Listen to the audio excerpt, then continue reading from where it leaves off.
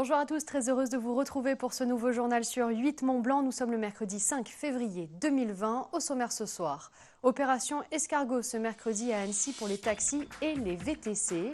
Ils s'opposent à l'arrivée de l'application Uber dans la ville annécienne.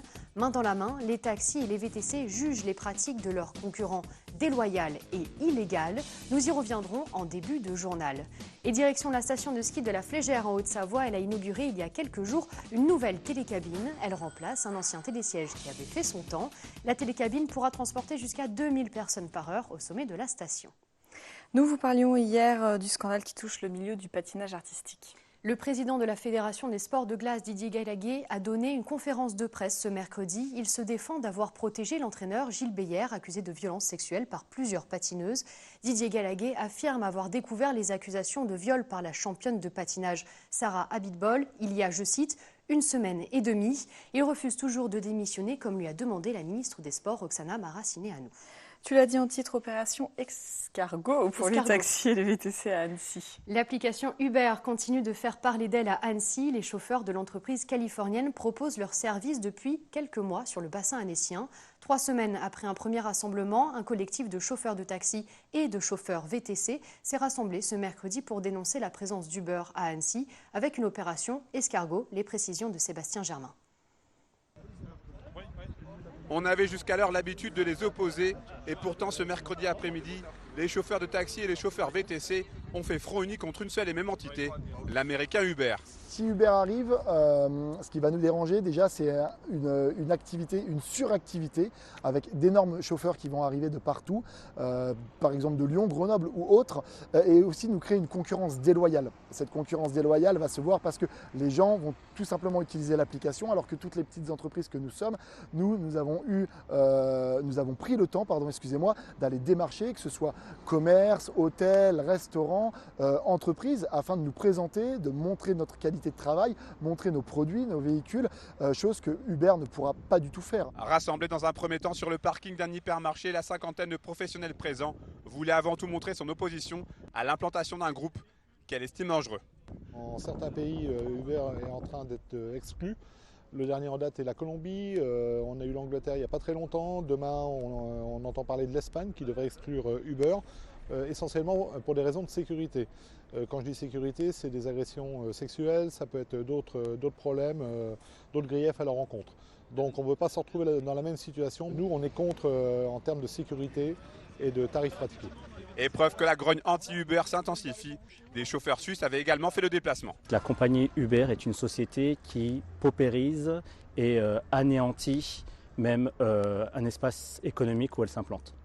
La preuve, j'ai été déconnecté de la compagnie Uber parce que je n'acceptais pas toutes leurs conditions. Résultat, j'ai un chiffre d'affaires qui tombe à 0. Le cortège a ensuite pris la route pour une opération escargot à travers l'agglomération annécienne. Une rencontre avec une personne détachée de la préfecture de Haute-Savoie pourrait avoir lieu dans les prochains jours. Et un petit tour en ski maintenant pour l'inauguration de la nouvelle télécabine de la Flégère à Chamonix. Une nouveauté pour remplacer un ancien téléphérique. Coût total de l'opération, 20,5 millions d'euros. Fanny Péchinet nous fait découvrir cette nouvelle remontée. On regarde. Partie prenante du paysage chamonniard, le téléphérique de la Flégère fait aujourd'hui peau neuve. Mais au-delà de l'esthétisme, il s'agit d'un tout nouvel outil, réfléchi en fonction des problématiques locales.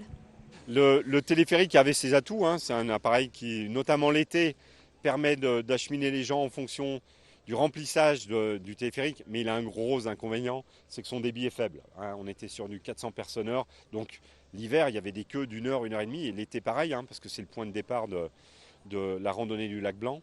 Là, l'avantage de la télécabine, c'est totalement fluide, c'est en continu, on est sur du débit x5 par rapport à ce qu'on avait avec, et puis ça permet aux clients d'être assis, ce qui n'était pas le cas dans le téléphérique, et de contempler le massif, donc c'est une vraie amélioration. Un nouveau fleuron dans la vallée, également synonyme de première française, car sur ce chantier, l'entreprise Doppelmayr a su proposer des vitres panoramiques et résistantes aux balles de golf, tirées du parcours en contrebas. Quant au confort des usagers, aucun bruit, pourtant vous êtes bien à bord. Cette télécabine, il y a une dizaine d'années, je pense qu'on n'aurait pas été capable de la construire sur un profil aussi compliqué qu'est le profil de la Flégère. Donc ça veut dire qu'aujourd'hui, on a des diamètres de câbles, on peut aller sur des diamètres de câbles supérieurs à ce qu'on était capable de faire auparavant. Et donc des inclinaisons aussi, puisque là on a des pentes à quasiment 100%. C'est-à-dire pour ça que dans la vallée de Chamonix, il y avait beaucoup de téléphériques et il y avait très peu de télécabines, parce que jusqu'à relativement récemment, il n'y avait que le téléphérique qui était capable de passer des pentes aussi importantes que ça. 7 mois de travaux pour les quelques 80 entreprises partenaires. Le jour de son inauguration, la nouvelle remontée panoramique a tout de suite convaincu les usagers, friands de grands espaces. Chamonix est magnifique. En fait, c'est dans l'autre sens que vous devriez tourner votre caméra. Une télécabine nouvelle génération qui, on l'espère, tiendra au moins aussi longtemps que son illustre prédécesseur. Un nouveau reportage au cœur des élections municipales. Hier, nous étions du côté de La Roche-sur-Foron pour vous faire découvrir le programme des candidats à la mairie. Ce soir, direction Sallanches en Haute-Savoie, 5 têtes de liste et une problématique, la qualité de l'air dans la commune. Alors comment comptent-ils l'améliorer? Julie Ségala les a rencontrés. Reportage. À Sallanches, ses plaines agricoles, ses rues piétonnes et son trafic routier, la commune de 16 000 habitants serait-elle victime de son succès? Oui, mais voilà, tous ces gens, ils vivent et se déplacent. Sauf que le tout-voiture à Sallanches, c'est terminé. Une très bonne idée, oui, mais après, tram, bus, vélo, train, s'ils sont élus, à quoi ressemblera leur plan de transport? Nous avons posé la question aux 5 candidats.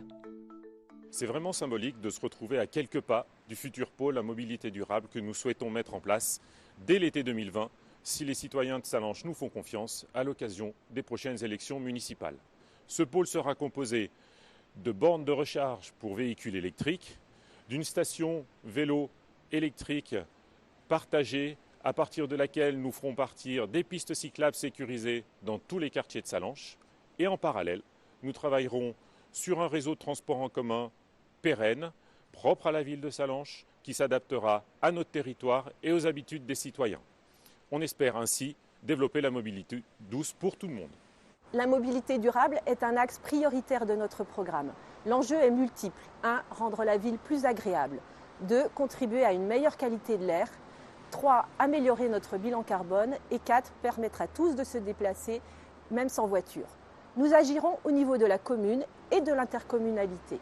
Nous prévoyons de mettre en place un vrai réseau de pistes cyclables continu et sécurisé à l'intérieur de Sallanches et vers les villes voisines, un transport en commun gratuit et fonctionnant toute l'année au sein de Sallanches, et pour la communauté de communes, nous défendrons un schéma de mobilité durable. Nous sécuriserons les abords des écoles pour les piétons et les cyclistes et nous établirons une nouvelle politique de stationnement en concertation avec les habitants et les commerçants. Nous continuerons à développer les pistes cyclables. 20 km ont déjà été effectués sur ces mandats. Continuer bien entendu l'impact de la navette de l'été qui est gratuite pendant 2 mois. Développer le transport collectif, oui, mais elle se fera bien entendu qu'avec l'intercommunalité, sachant que la compétence aujourd'hui est à la région. Il faudra que l'intercommunalité la prenne pour qu'on ait un vrai développement urbain. Et bien entendu, améliorer le réseau ferré, c'est-à-dire le train, avoir des connexions qui seraient possibles. Je pense que l'amélioration de la ligne La Roche-Le Fayet est en discussion depuis tellement de nombre d'années qu'il faudra que l'État nous suive et qu'on puisse enfin répondre à l'exigence des usagers. Nous allons développer un réseau de bus de façon permanente sur Sallanches pour réduire la circulation et de ce fait réduire la pollution. Mon souhait est que ces bus roulent au GNV, c'est-à-dire au gaz naturel pour véhicules. Ce type de bus est actuellement en test dans la vallée de Chamonix et nous profiterons bien sûr du retour d'expérience de Chamonix. Deuxième point, nous allons développer les points relais pour les véhicules électriques. Troisième point, nous allons promouvoir de façon générale les vélos et créer des points de recharge pour les vélos électriques. Je conduis la liste Sallanches, une équipe, un territoire. Ce territoire est composé de coteaux et sur ces coteaux, la circulation automobile ou en fourgon pour les artisans sera indispensable et incontournable même pour les années à venir. Pour la plaine et la ville, notre projet principal, c'est de piétoniser le centre, notamment la place Charles-Albert. Ça nécessitera un aménagement du plan de circulation. Les navettes bus à énergie propre seront installées pour desservir toutes les infrastructures. Et pour ce qui est de la circulation des vélos, Nous souhaitons quasiment supprimer les bandes cyclables qui sont inadaptées et dangereuses. Par contre, nous voulons mettre en place des pistes cyclables autonomes sécurisées. Aux dernières municipales de 2014, c'est la liste d'hiver droite de Georges Morand qui l'avait emporté dès le premier tour, avec 54,88% des voix. C'est la fin de ce journal, merci de l'avoir suivi et merci à toute l'équipe. On se quitte avec ces belles images de la station de Val Thorens. Un beau ciel bleu, 20 cm de neige fraîche tombée la nuit dernière, bref, des conditions parfaites pour profiter des pistes. Passez une très belle soirée sur 8 Mont Blanc, à demain pour un nouveau journal.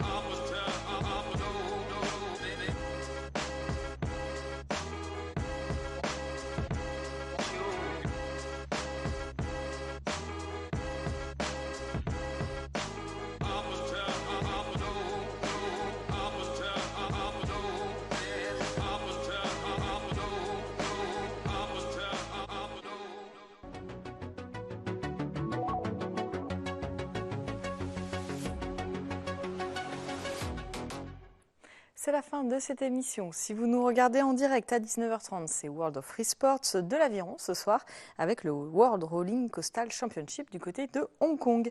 Demain, dans Accès Direct, Sébastien Germain reçoit l'archevêque de Chambéry, Monseigneur Ballot, Vincent de BDFU pour sa petite sélection et le fondateur de Rope Up, une start-up qui a lancé une application pour aider les professionnels.